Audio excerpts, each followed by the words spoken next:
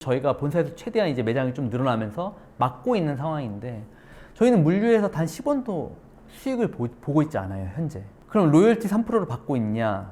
그것도 아니에요. 왜 못 받고 있냐 하면,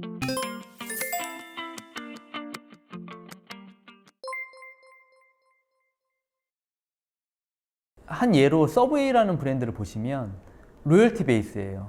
그래서 매출의 8%가 로열티예요. 거기에 광고비 4.5%까지 해서 전체 매출의 12.5%를 본사가 가져가는 구조인 거예요.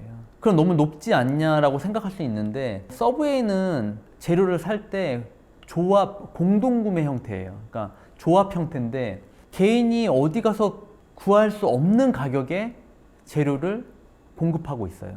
그렇기 때문에 그 높은 수수료라 하더라도 재료값에 대한 퍼센테이지가 낮기 때문에 이게 어느 정도 상쇄할 수 있는 그림이 그려지거든요. 이 외국 브랜드들은 거의 비슷해요. 근데 우리나라는 사실 아직까지는 그게 조금 힘든 부분이 있어요. 왜냐하면 만약에 매출이 한 5천 나왔어요. 그러면 어느 정도 일정 부분 로열티라고 한다면 그게 매달 본사한테 들어가는 금액 자체가 눈에 보이기 때문에 좀 되게 커 보이거든요. 아, 이거 너무 비싼 것 같다라는 느낌이 좀 들어요.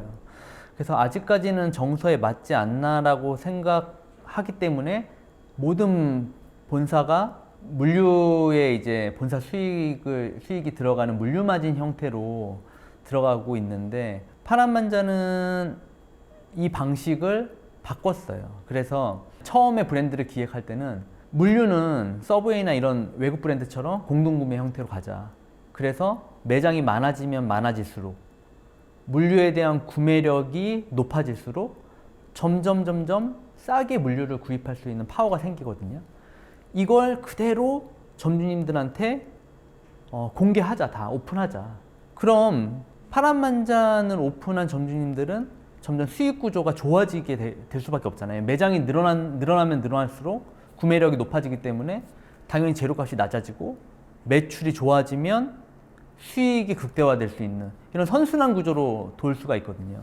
그러면서 본사는 어쨌든 수익을 가져가야 되기 때문에 로열티 3%로 시작을 했어요. 그래서 본사는 로열티 3%를 받고 수익을 취하고, 장사가 잘 되는 매장 같은 경우에는 당연히 본사 수익 구조가 좋아지는 거고, 장사가 안 되는 매장 같은 경우는 그만큼의 로열티를 적게 받기 때문에 되게 합리적인 그림으로 그릴 수 있겠다라고 생각을 했죠.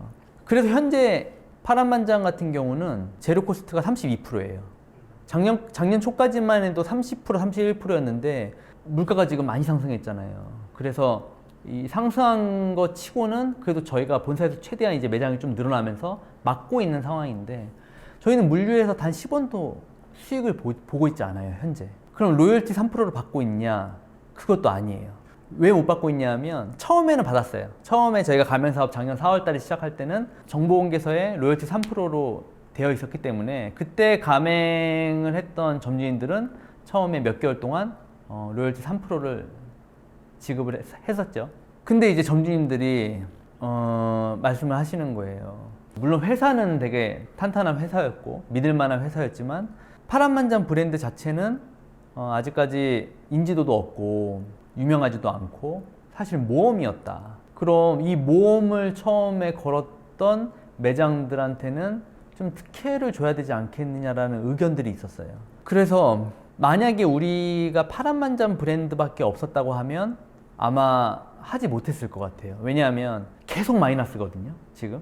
계속 마이너스를 보면서 끌고 가기가 사실 어렵잖아요. 근데 저희는 사실 여러 브랜드들이 있었고, 회사가 어느 정도 이제 좀 프랜차이즈 회사 치고는 굉장히 탄탄한 구조를 가지고 있었기 때문에, 그리고 파란만장이라는 브랜드를 좀 더 공격적으로 확장을 하고 싶은 욕심도 있었어요. 저만의 욕심이 좀 있었어요.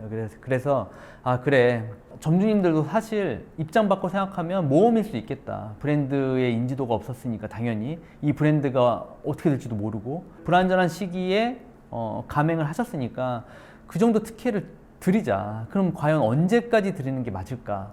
근데 보통 이제 가맹 계약을 하면 2년 계약 후에 그 다음에 1년씩 연장 계약을 하는 거거든요. 어차피 2년 계약은 그러면은 로열티 3%를 없애자.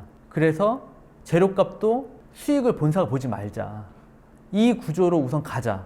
대신 이제 매장이 100개 이상 늘어나면 구매력의 파워가 어느 정도 생길 때쯤이면 그때 되면 다시 바꾸자. 그래서 지금 계획은 그렇게 생각하고 있어요.